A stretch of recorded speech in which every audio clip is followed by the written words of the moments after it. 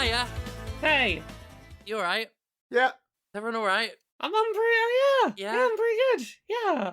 I ain't got much in the way of bants to start off this week. Not got any witty, nonsense to take us journeying through? I mean, let's call a spade a spade. I've usually got nonsense, but we can't call it witty.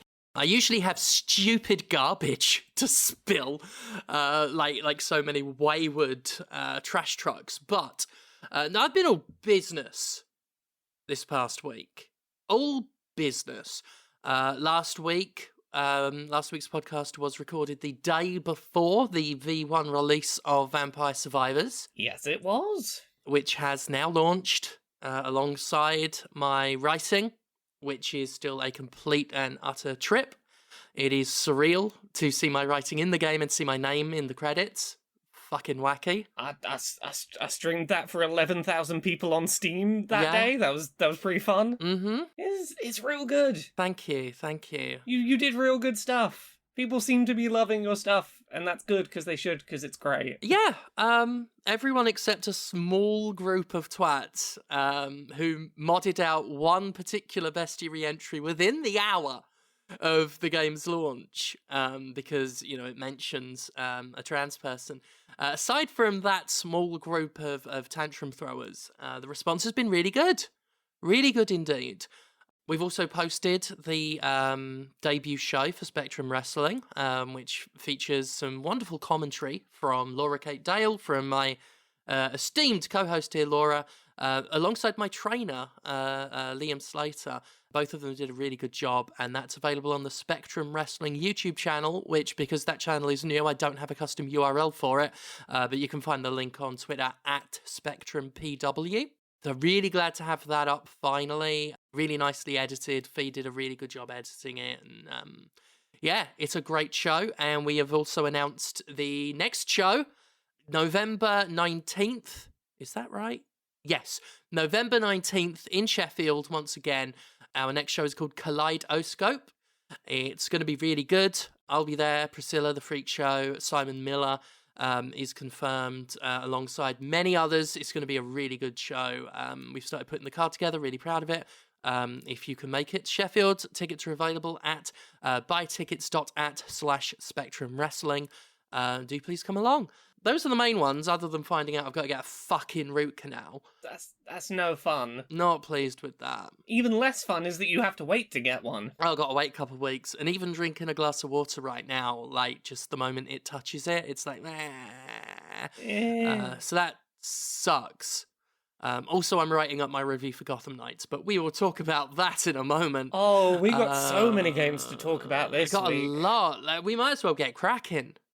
Look at that! Like, under 4 minutes. All right. Who's played a video game they want to jump in with? Anyone got a thing they want to start on? Who's played... Well, have all of us played the game we talked about at the end of the last one? Oh, I've definitely played Hot Tentacle Shooter. No, because I have self-respect and dignity on some level still. Oh, I have none of that. Yeah, I've played Hot Tentacle Shooter. Conrad, you've known me for over 12 years, and you've never seen me conduct myself with dignity.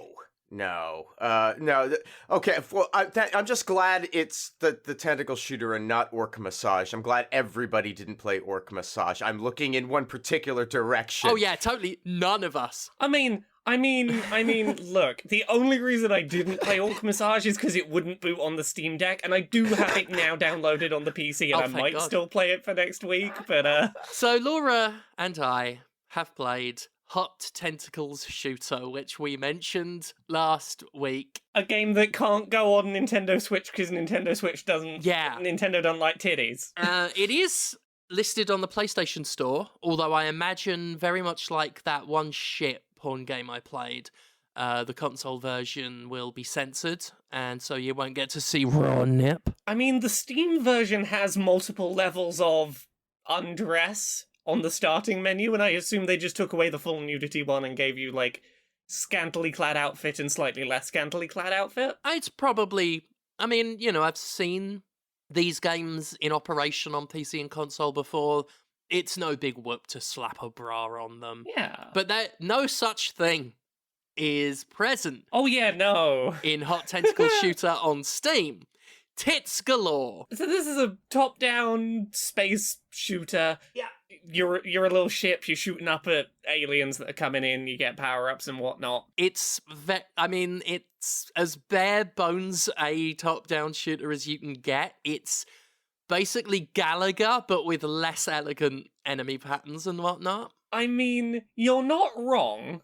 I didn't hate my time playing with it. I didn't actively have anything negative to say about my time playing it. It's a completely sufficiently bog-standard shooter. With pretty nice art. Well, that's the thing. This is where it stands out. I mean, when we're talking about, like, the big 2D portraits, specifically. Yeah, this is where it stands out from a lot of these porn games, where it's like some hentai that they've ripped from somewhere, and usually not even very good hentai.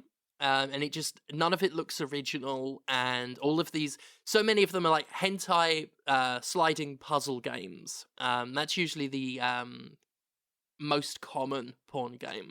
You've either got those, or you've got the ones that use really basic 3D models, either for a visual novel or some sort of very basic simulator. And they look typically ugly as sin. Whereas this, the art at least looks original, and it's presented in a pixel style but very detailed, sort of like a quote-unquote cutscene you'd get on a like a retro console, sort of from the 16-bit era, but they look more detailed than that. The ships and the enemies are all clear to understand what they are, and they all look very original. They're so-so. But, like, the planet map is really, really well done, and all of the art of women covered in tentacles is well done art. Yeah. Yeah, so basically, each level is you shoot and shoot and shoot, and every time you take an enemy down, you deal damage to a picture of some tentacles on the right-hand side of the screen that's covering up the bits and whatnot of one of many girls. And your reward is you destroy the tentacles, and then you get to see tits, arses, and mossy clefts. Occasionally someone will just, like, part cheeks and go, hey, look at my butthole. Yeah. I mean, I say mossy. I don't think there's a pube in sight in this game. Oh, no, there is. After the first boss, somewhere after the first boss, there was a pubic mound. Hey! There was pubes. Hey, look at that. Yeah, and, like, I'm gonna say this, I think there was actually some degree of body type diversity. Now, I'm not gonna say there was diversity generally. Yeah. There is, like, at least as far as I've seen, it's white as far as the eye can see, but there is at least some, like, differences of body presentations. Oh, yeah. There's different sizes. You know, some characters have, like, tummy fat and stuff, and there's, you know, any manner of tit size that you could be into, you're catered for. Yeah. From, like, massive to questionable. So that's all there. In terms of games that one could want to wank to, this one has slightly more going for it than the ones where they've clearly just found some hentai JPEGs you could find anywhere. They are well done. Yeah, and, like, look, here's the thing. You take all the tits out of it, I mean, it's a very by-the-numbers top-down shooter, but it's not a terrible game. It's not terrible. Like, I've played worse games that didn't have tits in. Yeah. I've also played far better, many better shooters without tits in. Yes. And that's it. Like, that's... Like, most of these games, ultimately, the tits are the only edge it has. And the only edging it would inspire. But yeah, it's without the tits, it's a nothing game. It might be relatively inoffensive as a shooter, but, like, I would rather play any number of dozens of shooters over this. It's like sub-Galaga level sort of shooting. What was the side-scrolling one I was talking about the other week on Switch? Hazelnut Hex? Hazelnut Hex, yeah. If you're not there for the titties, go play Hazelnut Hex. That's a really fun game, but, like, if you want some titties, like, you could do worse. Yeah. Than this. Yeah. That's about it. That's about what one could say about it. But we did check it out after we said last week. I do like how the conversation turned from, you know, like, why would anyone do this for tits to, well, if you want tits, they're here and they're not bad. I kind of like the sort of shift in the tone towards Tentacle Shooter. But the thing is, if you feel the need to earn tits through gameplay, Yeah. which I don't fully get. And that could be someone's kink, you know? If simply Googling the word tits doesn't work for you because you need to feel like you earned them, Yeah, it's too easy. you could do worse than earning them this way. Yeah, out of all of the games I've seen that want to be wanked over, this is probably the best example. Doesn't mean it's a good game, but it's the best example of a game that's like, we got tits, that's our selling point. The tits are original, well done. And yeah, tit out of 10. Well, I got games I want to talk about this week. Oh, please, please, please. That's all right. I've been playing some stuff that's been really good. I've really enjoyed some games this week. Funnily enough, I really enjoyed a game on mobile. Yes, I have not checked it out yet, but you really sold me on checking this one. Yeah, so the game is called BOSSGAME, The Final Boss Is My Heart. It is a mobile game, no microtransactions. It is just you buy the game and you have it. It is a really, really well-made boss rush game about dodging, blocking when incoming attacks are happening, and firing attacks at these sort of creatively designed enemies with bullet hell patterns. The gimmick, though, is that you are playing as two girlfriends going on quests hunting demons, and you control one of them on each side of the screen. It feels reminiscent of something like The World Ends With You, but like a lot simpler to get your head around. On each side of the screen, you have a picture of one of the two girlfriends' faces. You can hold your thumb on their face to shield them from an incoming attack. You've got heavy attack that takes a long time to charge up, and you've got a light attack that doesn't take so long to charge up. Mm-hmm. And you can be independently blocking and attacking per character on either side. And the bullet hell patterns that are going to be coming at you will come at you in often asynchronous ways, so you need to be, for example, charging up an attack with one while blocking with another, stuff like that. The game is really nicely built around that mobile control scheme. On each side of the screen, it's just three very big, very hard to not hit buttons that give really good visual feedback and vibrate to tell you hit them correctly. I've never had a problem with misinputs on it, which has been really nice. I like the way that the combat system is set up. Each of your characters has like an energy meter that is used simultaneously for blocking incoming hits and for doing attacks. So you're not just trying to find openings between attacks where you have enough time to, say, do a big charged up heavy attack, because that uses up a bunch of your meter and you're not going to have meter left to shield with. You need to go, do I have time not only to get this attack through, but to get a bit of my meter back and shield before the next attack comes in? There's also some really nice mechanics that interact with going back and forth between these two characters. If one of the characters faints, or is knocked out, you can revive them, as long as you've got a character still up and alive, but while they're reviving, they can't be blocking or attacking themselves. So obviously you've got to balance revive, little bit, get them back on their feet. The art style's really nice. It feels very reminiscent of like something like Deltarune, or like Undertale, or sort of very Toby Fox-esque art. It's got a lot of really good original chiptune music that's like very varied as you progress. I've been really impressed at like the variety of different ideas the game has had for boss fight gimmicks, making them feel suitably distinct, despite the fact that like you are using the same core mechanics, or at least on your end, for every fight. I also really like that each of the boss fights is very tough, but only about 3 to 4 minutes at most in length. Mm-hmm.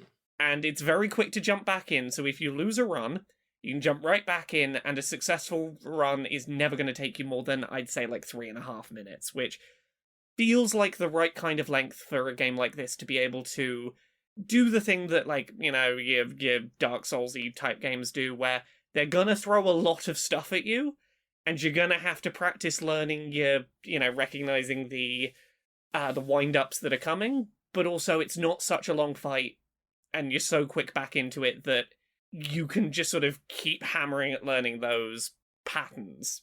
It's got very cute writing. It's got canon, playable trans character. I have had a delightful time with this game, and I'm not finished with it yet. I thought it was going to be very short. I was like 3-4 hours in, and I reached a point that I was like, okay, maybe this is the end. This feels like, a little short, but it was a pretty nice game. And then a title screen comes up, and it's like, oh yeah, this is the fucking beginning. I was like, oh, okay, cool. Give me more. But yeah, boss game, it's really neat. I really like the plot. I have yet to feel like the boss encounters have become in any way repetitive. You can go back and just replay the fights outside of the story once you've progressed through them, which is really appreciated. Yeah, for anyone that's just like looking for a game on mobile that is just a good game. This is a really good game that I've been really enjoying. It's really good. Yeah, I'm gonna have to look at it. I'm gonna have to. I'm always in the market for a good mobile game. Yeah, and like I really appreciate a game on mobile where it is designed for mobile well enough that I can forget about the fact I'm playing on mobile, where I'm not thinking about that fact while I play. And this game has really done that well. Yeah. Also, it's good. It's good. It's good and anti-capitalist as well. So huzzah! Oh, that's always good. Go steal all the wealth from the wealthy who refuse to pay people for work and services done properly. Yeah. Who else has played something this week? Well, I played Faith. This is a game I played years ago. I stopped because I got stuck and lost and wandered around forever. But I am curious how that, like, the full release is. Yeah, well, this has been coming out since 2017, I think, is when the first chapter came out, and then another in 2019, and then all three have been packaged by New Blood. And Faith is an 8-bit horror game, and when I say an 8-bit horror game, I mean, like, Atari 8-bit horror game. At least that's the clear influence in both mechanics, gameplay, and visuals. Certainly, it is achieving visual feats that hardware never could have dreamed of. It's a story in 3 parts. You are a rogue exorcist who is trying to resolve an exorcism that didn't go right years prior. And that is the only thing I can say with certainty is happening in this game. But it's very, very basic and in play. You move in 8 directions, and you can hold up your cross in 4 directions. And that's significant and important to note. We'll get back to that in a second. And you explore areas, consecrating objects in the environment that stand out to get little snippets of story and clues as to where you should be going next. And then you encounter demons, and the demons are likewise repelled by you holding up your crucifix. There's a lot of really, really great things about this game. I think the writing of it is pretty good. I don't have a clear idea of what's going on yet, and I hope I get some resolution when I hit Chapter 3, which I've only played the first 2 chapters so far. But there's a lot of vague uncertainty surrounding who you are in the events that you're engaging in and have engaged in the past that I find very enjoyable. As a game that's trying to feel like an Atari game, success. That's always the problem, isn't it? When you're like too successful at copying something old, right? To the exclusion of many quality of life changes and improvements made to gameplay since. Yes, and I don't know that this game really needs much more. Like the biggest problems that it has are, to some extent, it's easy to miss some of the clues as to what you should be doing or how you should solve puzzles. But I don't think that's insurmountable. I think it communicates well enough. I figured them out eventually. there was a bit of walking around that was frustrating, and had I not been streaming, might have not proceeded, might have stopped playing and gone and done something else. Because, yeah, there's a lot of sort of looping map stuff when you're wandering around trying to figure out where you should go that can feel a bit confusing. It's not too hard to get a handle on, and I think eventually it just sort of gives up and puts you somewhere that you can identify and work from again, which is nice. The combat is really where this both works greatest in its favor and works worst against it. I said that you can move in 8 directions and hold up your cross in 4, and the reason that's really significant is that it's very easy to be moving up and right and have the cross be up, but you think it's right. Or, whatever direction you think the cross is being held in, it's the other one on, the balance between the 2 compass main directions. And that sucks sometimes. Also, because the movement is so stodgy and slow, because it is recreating this type of game, avoiding the enemy attacks, which are very, very fast and you are not, is frustrating at times. Again, not something that can't be overcome, but you really, there's no fucking around. The second an enemy is about to start its attack, you need to be on the move. You can't be hanging out. But I really like it. And I am interested to play through the 3rd chapter. I can absolutely understand somebody bouncing off of the deliberately antiquated design with utter disregard for quality of life. But I don't even know if that's fair, if that it's been disregarded so much as assessed and decided, what, this works fine without. Not for everybody. Definitely creepy. I was actually pleasantly surprised by the checkpointing, particularly in the combat heavy sections. It checkpoints very, very well in between boss phases, so you don't have to go through and do the whole thing over again, which is really nice. Downside is it seems to checkpoint after right before every incredibly creepy animation in it. So if there is something that deeply disturbs you, or say your viewing audience on Twitch, and you can't clear that section, they're gonna see it a lot. A lot. Yay! But it's good. It's really good. I like the stripped down and spookified reinterpretations of classical music that's been used in it. It's good. It's very good. I think the package on the whole is pretty neat. The whole game is in a 5x, or no, is it 5x4 aspect ratio? No, it's 4x3. But they border it, and so finishing a run unlocks different backgrounds and other effect stuff. So there's a bunch of stuff in the package, and there's multiple endings for each of the chapters. It's already confusing enough for me in terms of what would be canon, so God only knows. But I'm really enjoying it. I will probably finish this because it's quite good. Yeah. Excellent. Yeah. Anybody else play something?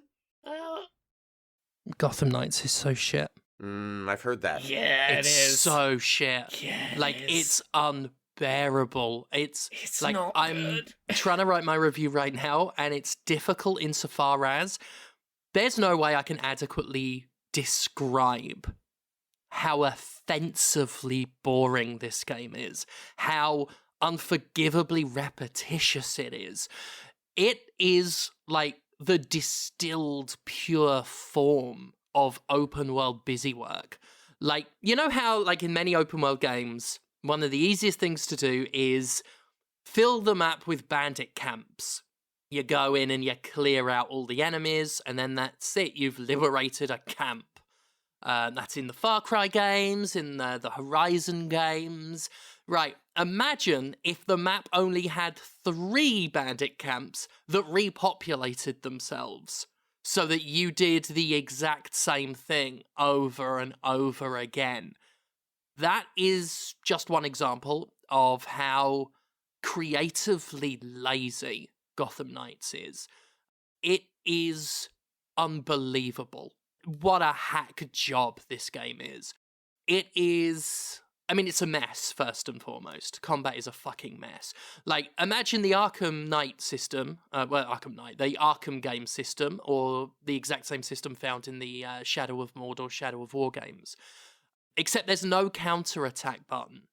So you are being swarmed by lots of enemies that will hit you with a litany, a constant barrage of admittedly clearly telegraphed attacks.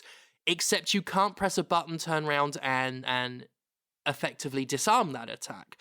You only have a dodge button.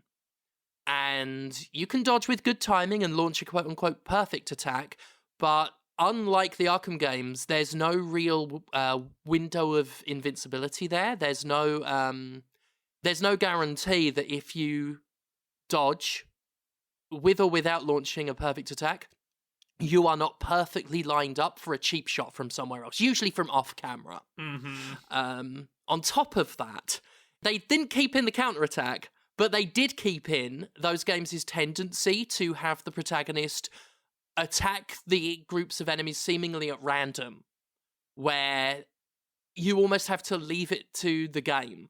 You will hit the attack button and they're going to attack whoever, whether it's an opponent right next to them or one halfway across the battlefield. They will leap about and do their own fucking thing. In the previous games, that was fine because the counterattack prompt meant you didn't really get in trouble if you weren't hitting what you needed to hit. Where this game completely fucks up is that dodging is nowhere near as effective as the counterattack. So if you are trying to hit someone and you leap into trouble, you leap into where you don't want to go, you've got no effective defense. On top of that, this game fills mobs with enemies that really need prioritizing, whether they're ones with guns or ones that can heal other enemies and even revive them. Like, you want to take them out first, but good luck trying to keep a fucking bead on them. Then there's, like, just moronic shit, like, almost every fight will have multiple enemies throwing Molotovs to create area of effect, and your character will have no problem trying to attack an enemy that stood on the other fucking side of a wall of fire, and they will just leap into the fire and stagger and take damage, and then do it again, and it's unbelievable. On top of that, it's glitchy as fuck. The game's crashed 3 times on the Xbox, and I've had, like, characters get stuck in scenery and all of that shit. Like, it's shoddy open world garbage. But aside from, like, stealth that is, again, like the Arkham games, but worse, with less opportunities to perch, fewer predatory options for taking them out, stuff like that. So it's a stripped-down, bare-bones stealth and a shit version of the Arkham combat. But that's all this game really has going for it. Almost every mission, whether it's a side quest, whether it's an activity, whether it's a full main mission, you go somewhere, there's a group of enemies, you fight them boringly and annoyingly, and that's it. There are like dozens and dozens of side activities, but the only real difference is aesthetic and maybe 1 or 2 extra things to stand in front of and hold a button to interact with. Otherwise, it's just a group of enemies that you have to fight. And they're all damage sponges because somewhere along the way, this game either was or is going to be a live service. So it's got damage sponge enemies, like you'd find in Anthem or Destiny, along with an armor system that's just like Destiny's, where it doesn't really matter what armor and weapons you have. The only thing that matters is the power ranking, and you're just making one stat go up. Bare bones crafting, because that's what live service games have. So anyway, this all amounts to a game that's just utterly fucked. With every mission being the same, it's just constantly engaging with a vastly worse version of the Arkham combat. Over and over again, with missions that just keep repeating themselves over and over again. The same handful of enemy bases, the same handful of side quests, and regularly you fight get engaged in boss fights that are some of the most unbelievably tedious I have ever encountered. Ever. The first boss I found was a boss that was basically a version of the enemy mooks I'd been fighting for hours. Because, of course, one of the big, beefy enemies with a big old shield, only this one had a massively long health bar. That boss fight has 3 stages. First, you fight the big shield mook. Then you fight a version of that mook with a flail instead of a shield, but otherwise is the same. Then, the third stage, you fight both of them at once. And that's the fight, sequentially. I must have been doing it for 20 minutes.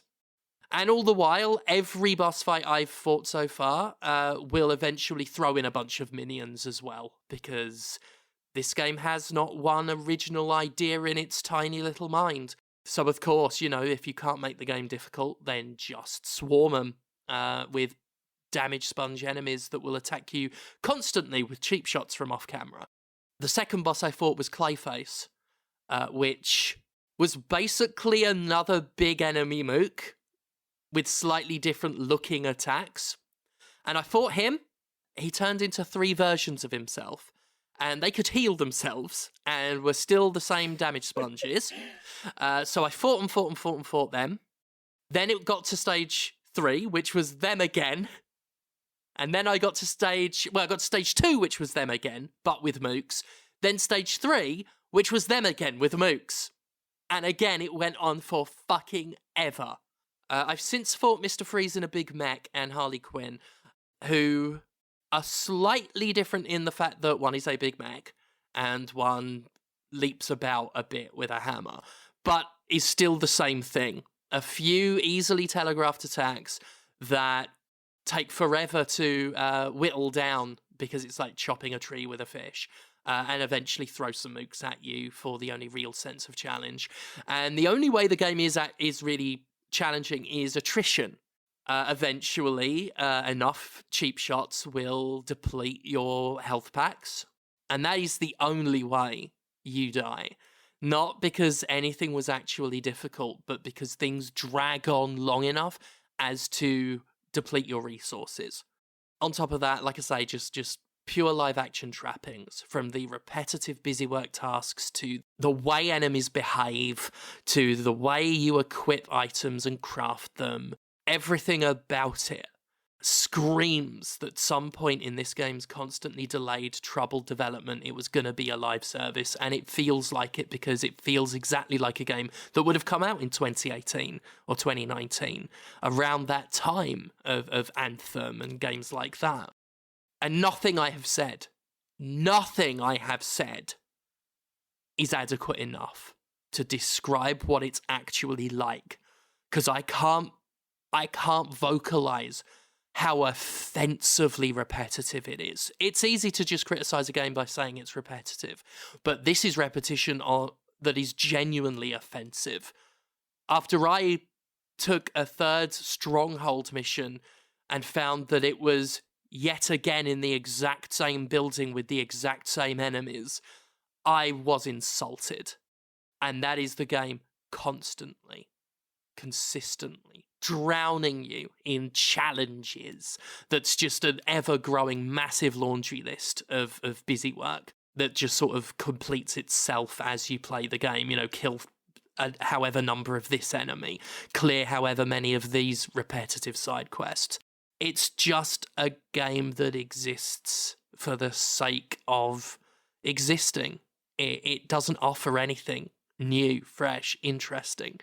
It has taken every criticism you could have about a mainstream open world game and leaned so far into it as to make me sick. That's it. Yep. It is sickening. I played a good game this week. Ooh. I played another one that was good. Oh, I like good. Yeah, go on. I played one that was good. I played a game called Potionomics. Ooh. Either of you aware of this one? I have seen it on stores and sort of glossed over it. Yeah, I've heard the name. Yeah, so here is the deal. This is a game of two halves, really. It is a game about running a little potion shop where you gotta get ingredients, brew your potions, manage all your various ways of getting resources, etc. The other half is a deck building game about haggling with customers to make them pay above the odds for your goods. So the way that it plays out, at least for like the first, say, I'm going to say 5 hours, is that you've inherited a potion shop from your uncle and also inherited his massive, massive debt. And the only way you're going to be able to pay it off is that every 10 days in this city there is a series of potion competitions happening. And if you can win those potion competitions, you're going to be able to, pay off your debt payments and eventually own the shop. That's a very aggressive, competition schedule. Oh, yeah. 10 days? Yeah, so, the gimmick of this, community is that, it's the hub that all of the heroes go off on their big world-saving quests from. Right. And there is, real dramatic competition to push for, the best of the best retail options for those heroes in this community, and I guess that's why you've ended up with a basically once every week and a half, fuck it, new competition, who's best at potions. That structure exists purely to give you a time limit. You have a certain number of things you can do every day, and you are basically trying to get resources to make potions with, which can be done either by buying them with money you've made from selling potions, or sending heroes out on quests to go get rare ingredients for you, and if you send them with some potions on their quest, they might get further in and get rarer items. There's a whole bunch of different, NPCs you can be interacting with for different ways to get materials to try and start brewing up these potions, but that is all sort of in service of deck building mechanics to try and hype up your potions and make them seem as valuable as they can be. The way that the deck building stuff works is every customer who comes into your store has a limited amount of patience. That is a measurable resource. That is how many actions you can do before they will just walk out fed up. Different cards you can put in your deck, and the max deck size is I think 20 cards. It's pretty small and concise. Every card will use up a certain amount of your customer's patience, and there are all sorts of synergies that you can use to do things like recover some of that patience back, or follow up with a witty comeback to something they've said, and maybe that's going to get you some extra favour. And it's all sort of flavoured around having to work retail and deal with the public and deal with all of their stressful nonsense, but as card game mechanics. I really like this game. Visually, it's really unique. I don't know how better to describe this than, I don't know if I've ever seen a game with such lavishly overproduced character movements and expressions. It is 3D models that are very, very hyper expressive in a way that I think works really well, but definitely stands out. There's a lot of really nice mechanics in here that all blend together to make a pretty cohesive feeling overall package. I like that there are, there's mechanics around things like going and spending social time with characters around the town, which isn't helping you make potions, but it is maybe a way to unlock new cards as you rank up your friendship. There is improving your store so that you can have more shelf space, or fancier, flooring and wallpaper so that people think it's a fancier place and they'll pay more.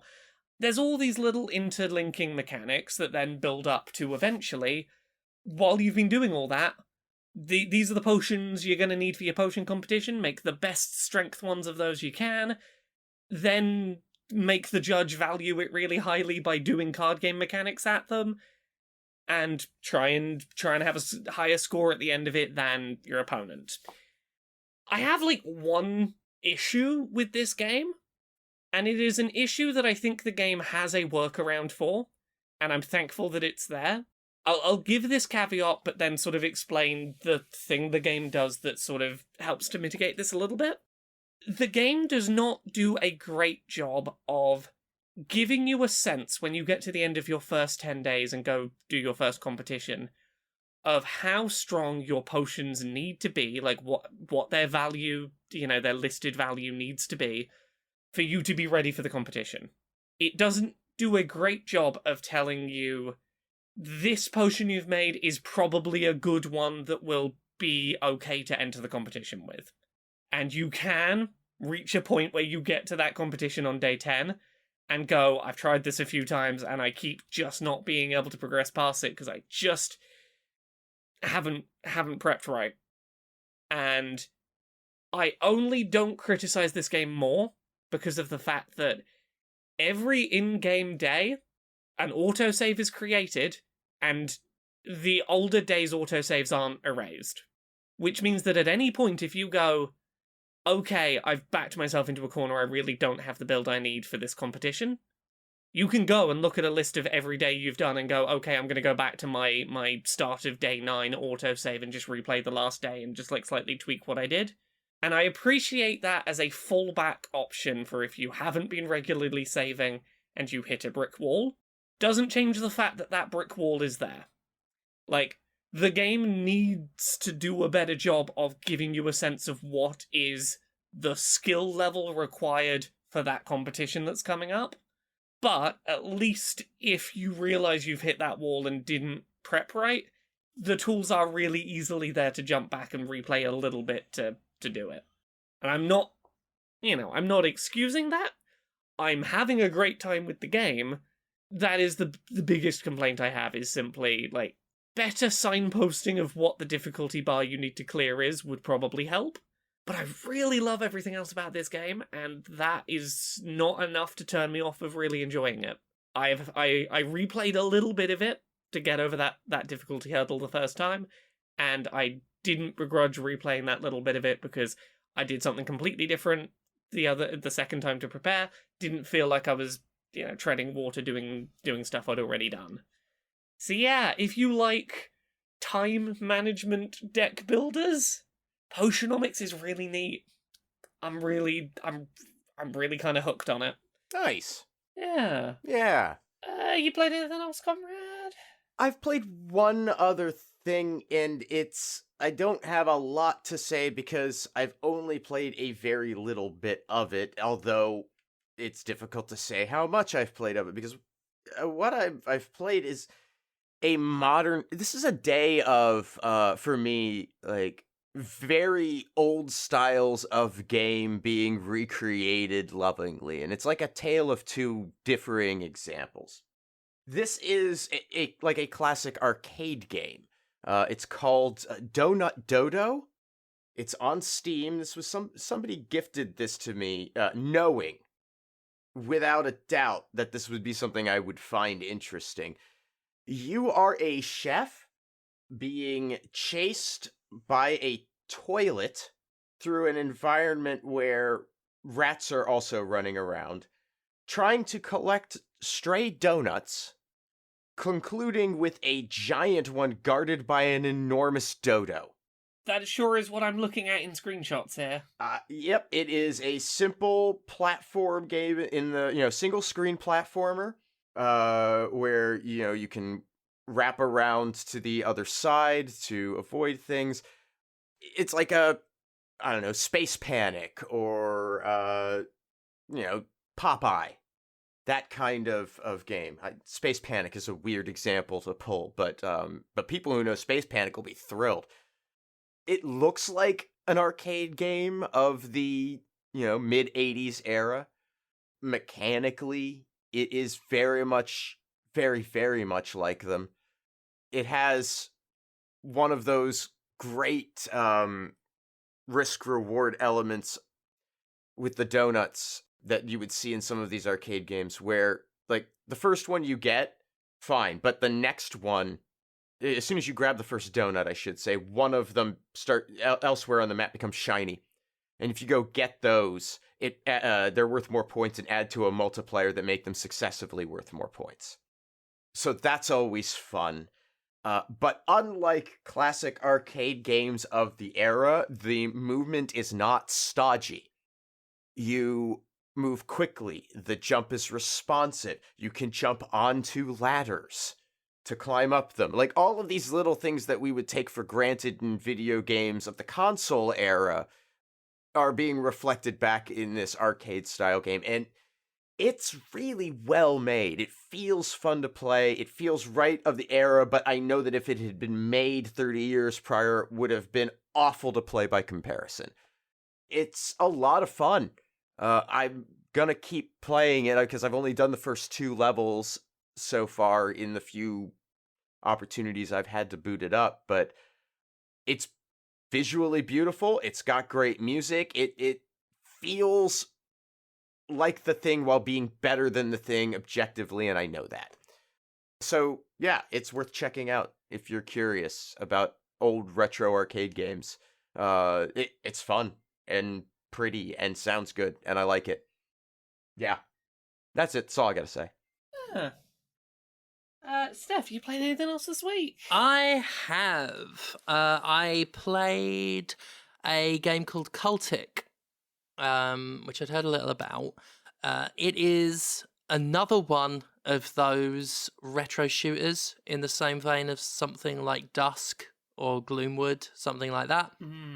This one is not trying to be subtle in the least about its inspiration, that being Blood, the sort of quote-unquote classic first-person shooter from the, I believe, the 90s. You even wake up in a grave similar to Blood. It lacks the silly dialogue that was in that game, but makes up for it with some tighter controls and nice little healing system where enemies drop health pickups, but a little ways into the game you pick up a field kit which banks any healing items you pick up beyond your max health, and you can use that to manually heal, and sort of so you can keep this little pool of healing resources. So that's neat. It plays really nicely. It's a very solid, very enjoyable first-person shooter with those sort of retro 3D graphics that I certainly enjoy. Outside of it being a very brown game, everything's very muddy looking. I don't think a game about a sort of eldritch cult in the same vein as Blood is necessarily in need of resembling the Yellow Submarine. I'm not expecting a Technicolor showcase, but when you compare it with the sort of already stylistically splodgy textures, everything looks a little too much like mud was smeared on the camera. But other than that, the enemy designs are really cool. The variety of guns are nice. It's sort of set, I forget when it's set, but like it's not set in modern times. So you've got access to fairly older weapons, like a lever action rifle and some simple stuff like shotguns and a stern machine gun and stuff. But it's really satisfying to fight with them. They feel really good to shoot with. Popping off enemy heads is really quite satisfying. Sometimes the game will slow down to really showcase that. As one might expect, there's tons of blood and giblets flying everywhere. The map layout is mostly good. There were a couple of times I was wandering a little bit, wondering sort of where it wants me to go. But otherwise, it was, yeah, it's really good. I was able to get through it in like a couple days of moderate play.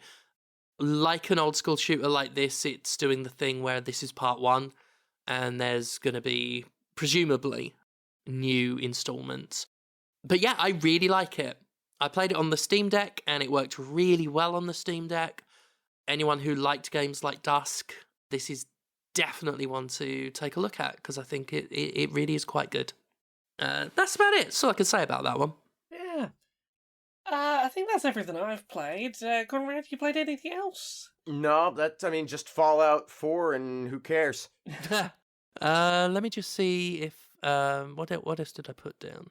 Well, I finished A Plague Tale Requiem. How are you feeling now it's done?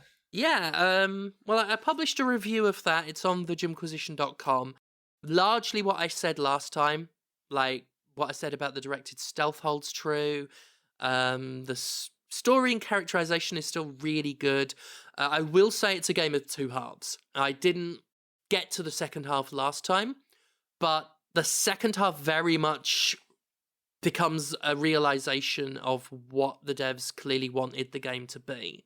The early game is kind of hellacious because you get these big open stealth areas with multiple paths, but not many tools at your disposal and enemies that really complement each other.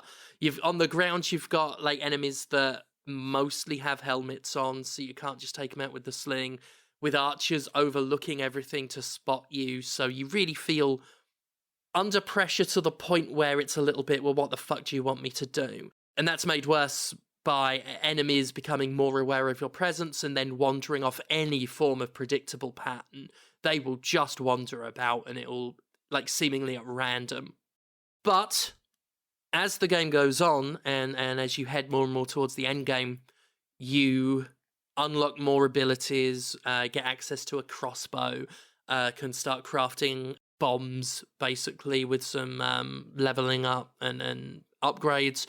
And then, once you have enough resources to deal with conceivably any enemy that you could find, but your resources are still limited just enough to where any engagement is still a risk, that's when the game is good. It takes half a game to do it, but that's when it really picks up. And that's when I started having a lot more fun. So it's worth slogging through. If it was just based on gameplay, it wouldn't be worth it. But the gameplay, coupled with the fact that the characters are still just, like, fantastic. The character development is still fucking great. That's where I'd say for fans of Plague Tale, it's worth fighting through. But, you know, I will happily play Innocence any day of the week from beginning to end, whereas this game, there are moments I never want to play again. I never want to go through them again. At least as far as playing it from scratch goes. It does not surprise me this particular game has New Game Plus, which the first one didn't have. Because I think on some level they must know that the second half plays so much more like the game they're trying to make that they had to offer a way to play the first half the same way too. I would never consider playing the game again without the New Game Plus option.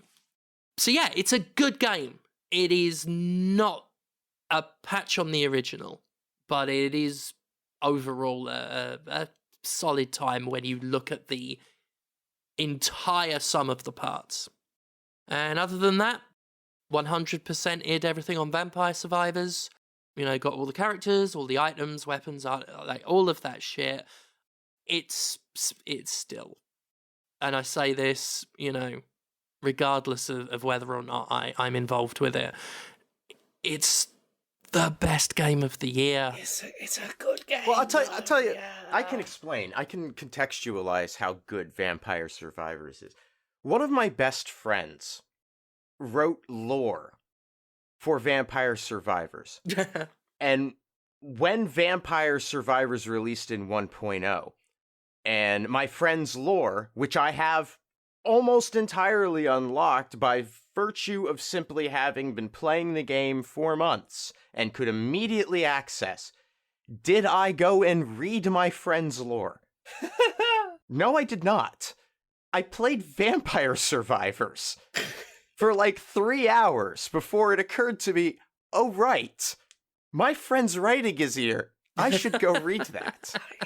It's a good fucking game is the point. Yeah, I mean, and that's understandable, because, you know, it is a game where the any of the writing is ancillary by design. I was aware of that going in. It's why, even though I've got even more story ideas than you see, they're not in there.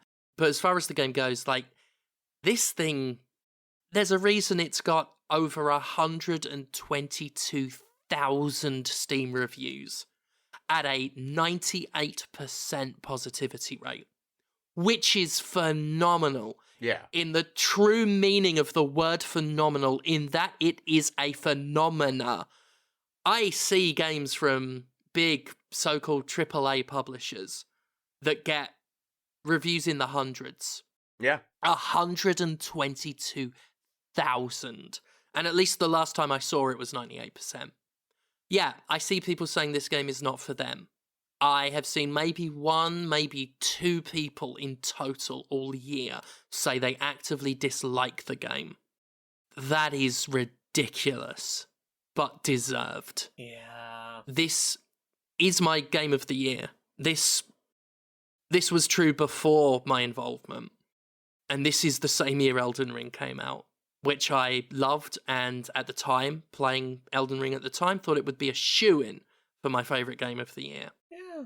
Vampire Survivors is phenomenal.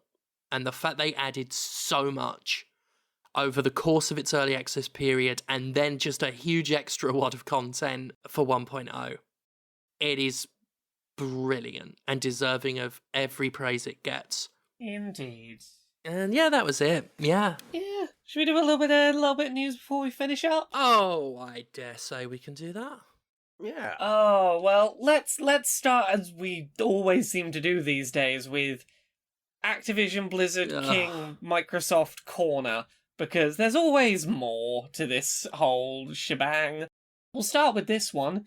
The Communication Workers of America Union has filed new unfair labour practice charges against Activision Blizzard on behalf of the ABK Workers Alliance. Yeah, so we've got more bullshit going on.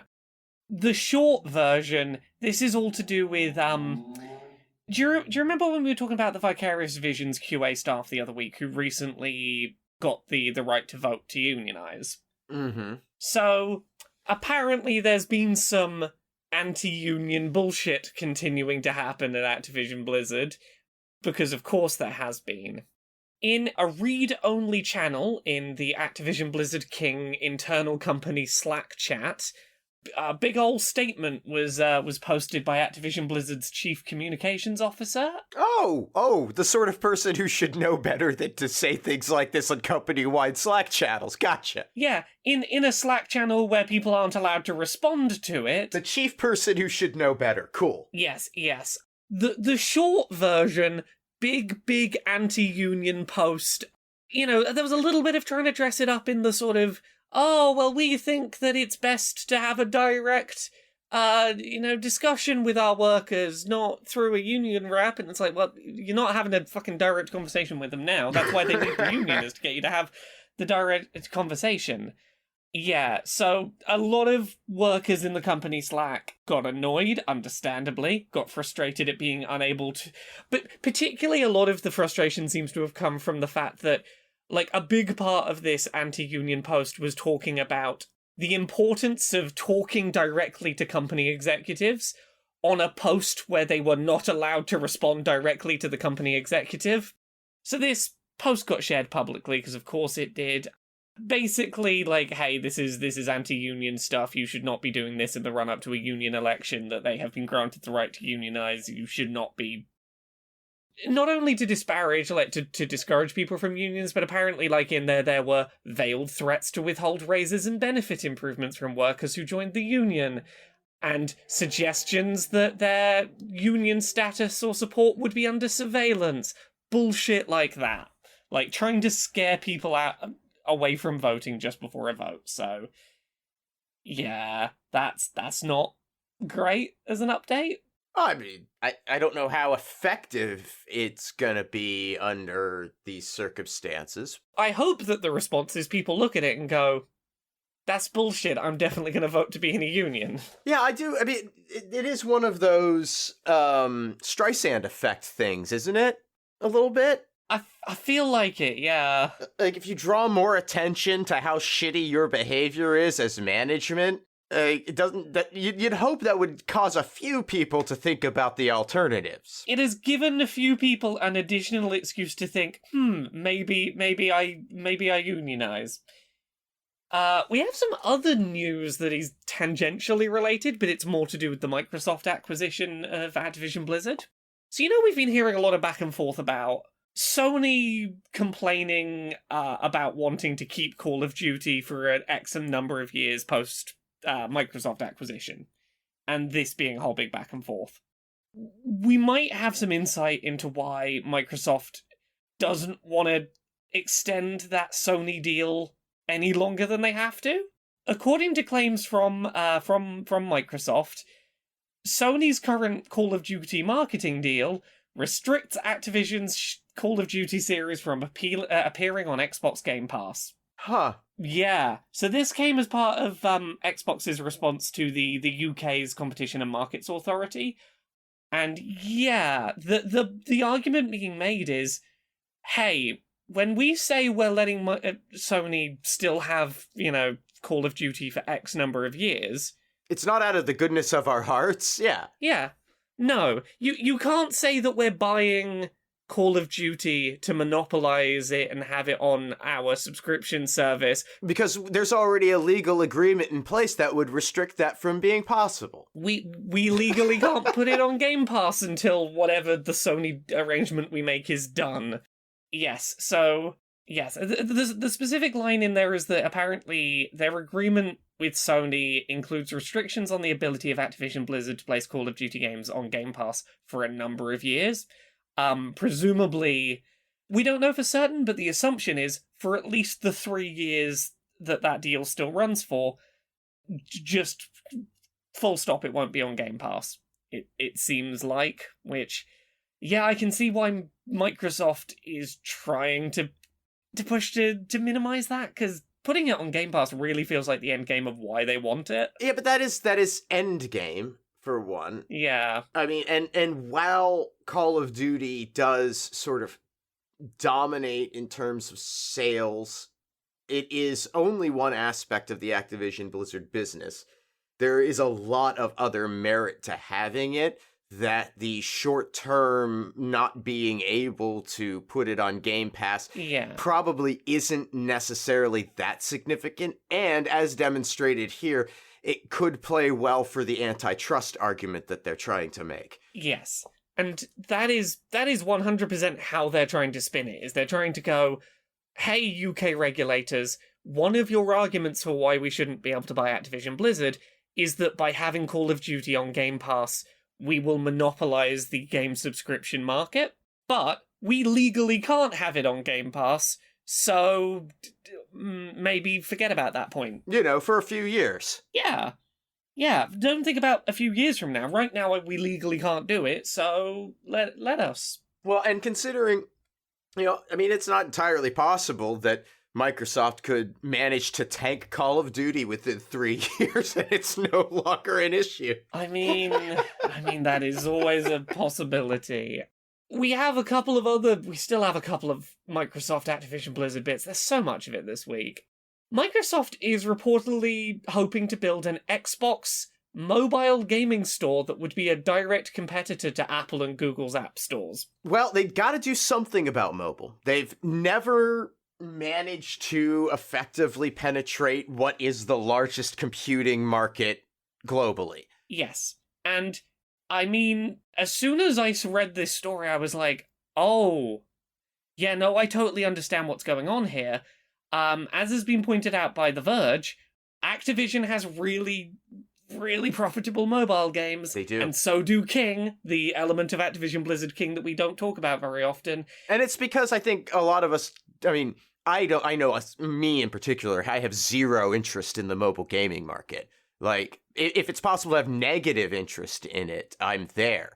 But, so it's easy to forget that a huge, a third of, we always talk about it as Activision Blizzard. We leave off the King, but the King is not just bringing in, a third of revenues, right? Yeah.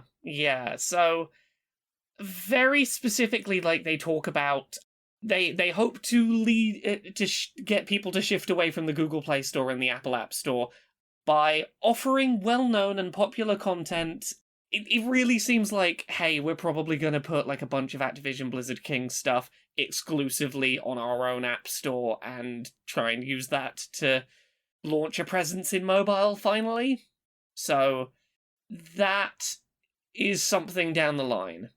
And the last Activision Blizzard King Microsoft story we have this week, Overwatch 2 needs to step up its moderation after, are either of you aware of Sexual Harassment Simulator in Overwatch 2? Oh, boy. Pardon? Full disclosure, I'm gonna peel back the veil a little bit. I had to urinate really bad during the end of that last story, and I came back just in time to sit down and hear that. So have any of you, my brain is, because it's already ejected it, say that sentence again, Laura. Okay, I'll say that sentence again. Are either of you aware of the Overwatch 2 mode, Sexual Harassment Simulator? I am now. Yep. I wish I wasn't. Yep. So here's the thing. Overwatch 2 allows you to create custom game modes, and there is seemingly little to no moderation, and very little to prevent things like Sexual Harassment Simulator existing. I'm not going to go into specifics on Sexual Harassment Simulator, other than to say it's fucking gross and horrible and should not be a thing in Overwatch 2, and the reason we know about this is because some parent's 12-year-old kid happened to stumble upon it and trigger an entire Think of the Children saga, which, I mean, I get it. Overwatch 2 has Sexual Harassment Simulator in it. A Blizzard spokesperson said, inappropriate or explicit content has no place in our game. We immediately removed the user-generated game mode. We're working on automated stuff, blah, blah, blah. However, PC Gamer reports that at the time of their piece's publication earlier today, you can still access Sexual Harassment Simulator via its 5-digit code. You can't find it just by stumbling on it, but it's still hosted. You can still just type in a code and go play it. Oh god, Activision Blizzard hasn't actually removed it. I just read the did you read about the contents of it? I read about it. Yeah, you see why I didn't bring... I see why you... Yeah. Right. I would not encourage anybody else to read this. This is brain cancer that I've given myself. There is a reason why I didn't bring it up, and I recommend you all not do that. It's bad. Yeah, if in the event that Laura's careful avoidance of describing this game mode caused you to have curiosity about it, I am here to confirm that is a mistake. Let's go on. Yeah. So that's the fucking Activision Blizzard King news this week. We got through it. We survived. Why are people? Why are people? We did get one more update this week on the story that can't quite die. We got confirmation from Hellena Taylor that she did get offered $15,000 for the role of Bayonetta, which is still criminally low for that with no residuals, but it does confirm, seemingly, Jason Schreier and others reporting that Hellena Taylor may have been deliberately or not. Thanks for nothing, Helena. Yeah, omitting of specific details, and basically has... Yeah. Cool, you could have almost done something to help somebody, maybe balance out a little of your turf shit, but oh well. Oh no, she's sunk even deeper in on the turf shit this week. Oh, I'm stunned. Wait a minute. You mean to tell me that somebody with right-wing regressive views doubled down on them upon facing criticism for something unrelated? Yeah, no. People have been tweeting at Hellena Taylor basically going like, hey, would Bayonetta say trans rights? To which Hellena Taylor's response boiled down to, well, I respect women, and I respect people who are black or white, Hindu or Muslim. I respect lots of people. Not saying trans people in there at all, just sidestepping the fucking thing. It's like... Yeah, I don't respect that answer. I don't respect that as a response.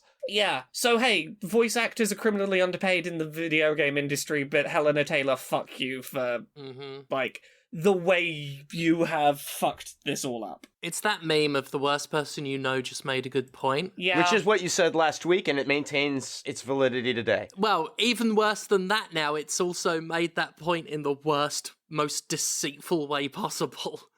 I am so glad that after doing a second Jimquisition on this with the new information, I never have to, hopefully, talk about her again. I don't want any more discussion on voice actors to be overshadowed by this fucking turf. Yeah. I tried to keep things as nuanced and even-handed as I could for both my videos, but I am now at the point of just sheer fucking exhaustion with hearing about this person. Yeah. That, she clearly lied by omission. She is morally reprehensible. As many of people have pointed out, it feels like this was a deliberate act on her part in that she's clearly aware of this being an industry-wide issue of underpayment of voice actors. Well, and how could you not be in her position, right? Exactly, but she very specifically made it an issue of boycott this game because I didn't get paid enough. She never brought up anyone else getting underpaid. She as far as she was concerned, it really did seem to be I got underpaid and that's the problem. And that is a problem, but also, can we have this conversation without you now? Yeah, I'm less concerned about you not getting paid now. As an individual, I'm not super stressed about you not getting paid. As an individual, you specifically, less concerned about you getting paid. But, the industry-wide, yeah. And we got one last story, so we don't have to end on that. There's not much of a story, but it's a placeholder for now. So we've been talking a bit this last few weeks about the fact that lots of staff from Disco Elysium involuntarily left the studio. Now we have the update that Disco Elysium's lead designer, Robert Kurvitz, has filed a lawsuit against developer ZAUM.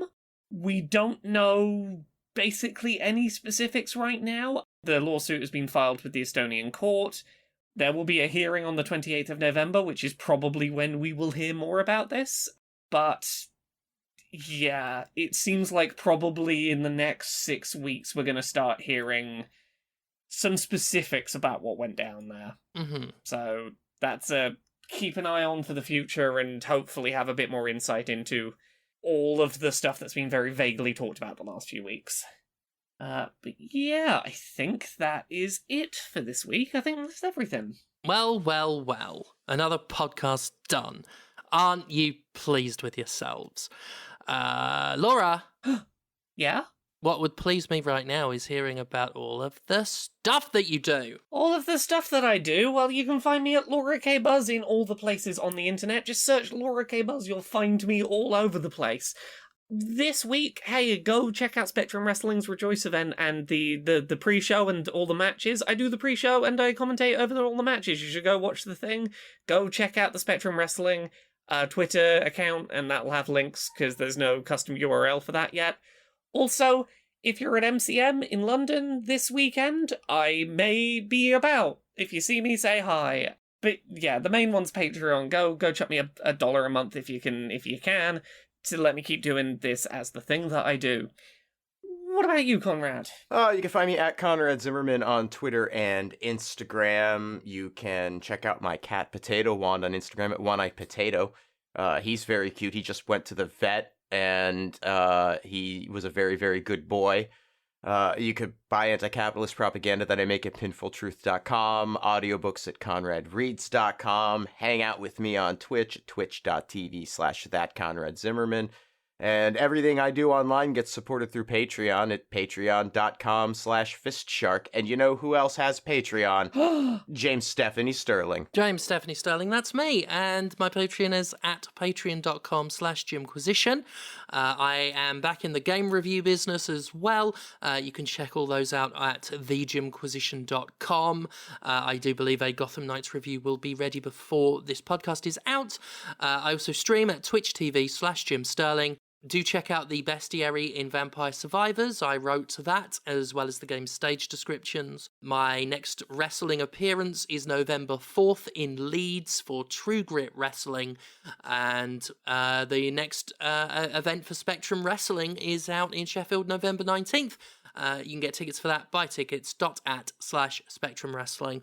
That's it From me and from this show, thank you as always for listening and supporting, and we will speak to you all next week.